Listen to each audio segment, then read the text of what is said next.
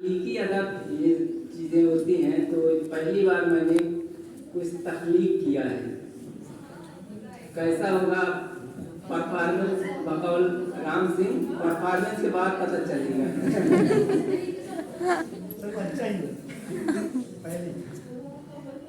इस कायनात में सबसे पहले किसकी पिटाई हुई थी और किसने पीटा था, इस बात का तो पता नहीं चलता, लेकिन इतना तो तय है कि सबसे पहले किसी न किसी इंसान की ही पिटाई हुई होगी, क्योंकि मारपीट की खुसूसियात इंसान के सिवा कायनात की किसी दूसरी मखलूक में नहीं पाई जाती।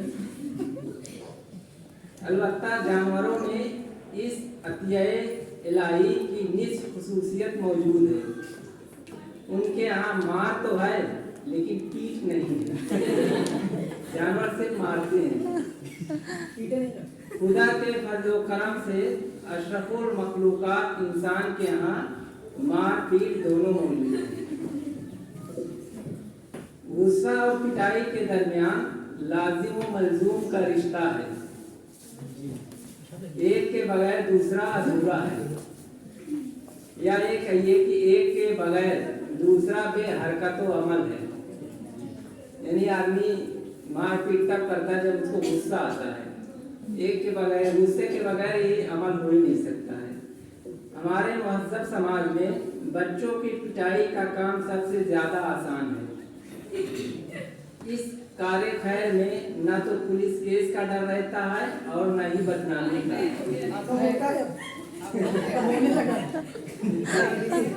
अब बच्चों को नहीं मार सकते। बच्चों को जब जी चाहे तब पीट सकते हैं। हमारे घरों और मुआशरे में बच्चों की पिटाई के तमाम मौके अक्सर और बेशतर मौजूद रहते हैं। हालांकि बच्चे कभी भी कोई काम ऐसा नहीं करते जिससे कि उनकी पिटाई की जरूरत पड़े। गलती हमेशा बड़ों की होती है, मगर पीटे जाते हैं अक्सर बच्चों की खूबी, उनकी खुसूसियत ही है गलती करना। बच्चों के बाद बारी आती है बड़ों की पिटाई की। बड़ों की पिटाई में बच्चों की बनिस्बत जरा एहतियात से काम लिया जाता है, क्योंकि इसका नतीजा अक्सर नताइज में बदल जाता है और बहुत ज़्यादा खराबी पैदा करता है। बच्चों और बड़ों की पिटाई का फौरी नतीजा रोना होता है। हम अक्सर देखते हैं कि पिटाई के बाद बच्चों के रोने में तो यकसानियत नजर आती है, लेकिन बड़ों के रोने में इख्तलाफ पाया जाता है। यहाँ इस इख्तलाफ का जिक्र जरूरी नहीं, इससे सभी वाकिफ हैं। हमारे मुल्क में पिटाई आम बात है। ये सिर्फ समाज में ही नहीं बल्कि अदब के रास्ते, बल्कि समाज के रास्ते अदब में भी दाखिल हो गई है। आप देखिए कि प्रेमचंद की कहानी कफन में घीसू माधव की पिटाई जमींदार के हाथों होती है।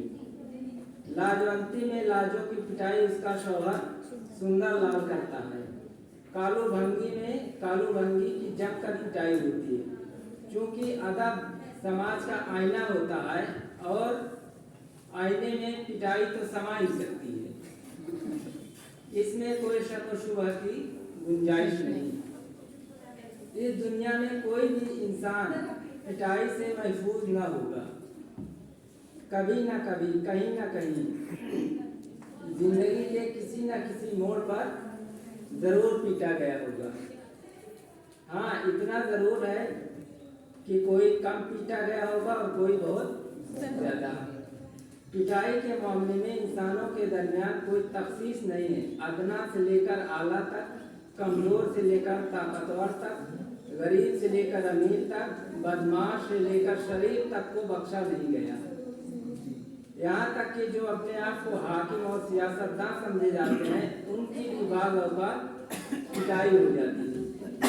कभी कभी ये देखने को मिलता है कि अवाम सियासतदानों के किसी फैसले और मंसूबे से नाराज होकर उन्हें पीट देती है।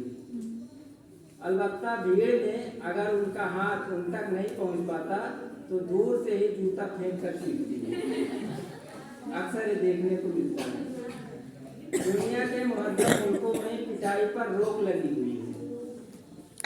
मतलब अमेरिका वगैरह में एक शख्स ने मुझे बताया कि अमेरिका में लोग अपनी निजी बीवी तो क्या बच्चों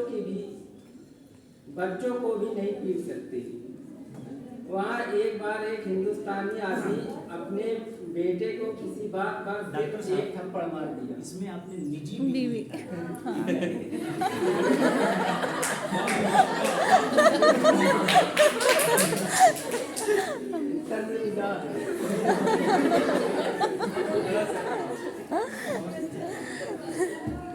सिर्फ एक थप्पड़ मार दिया।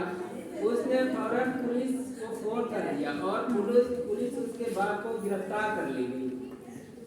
बाप ने दिल ही दिल में सोचा कि तू हिंदुस्तान चल तो तुझे बताऊंगा। इत्तेफाक से उसी महीने उन्हें हिंदुस्तान आना पड़ा। जैसे ही बाप बेटे दिल्ली एयरपोर्ट पर उतरे, बाप ने बेटे की इस कदर पिटाई कर दी कि वो अमेरिका जाने लायक न बचा।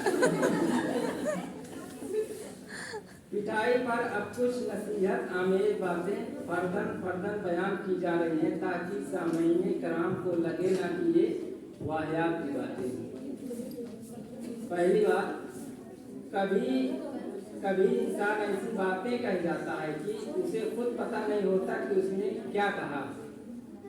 कही गई बात की असलियत का पता उसे तब चलता है जब उसकी पिटाई होने लगती है। दूसरी बात, इंसान को पिटाई से कम बल्कि उससे पैदा शुदा बेइज्जती से ज्यादा डर लगता है। तीसरी बात, लड़ाई झगड़े में जब बदजबानी से बात नहीं बनती तो आखिरी हरबा पिटाई ही होती है। चौथी बात, जिस्म की पिटाई से दिलो दिमाग की इस्लाह हो जाती है। इसका असल मकसद भी वही होता है।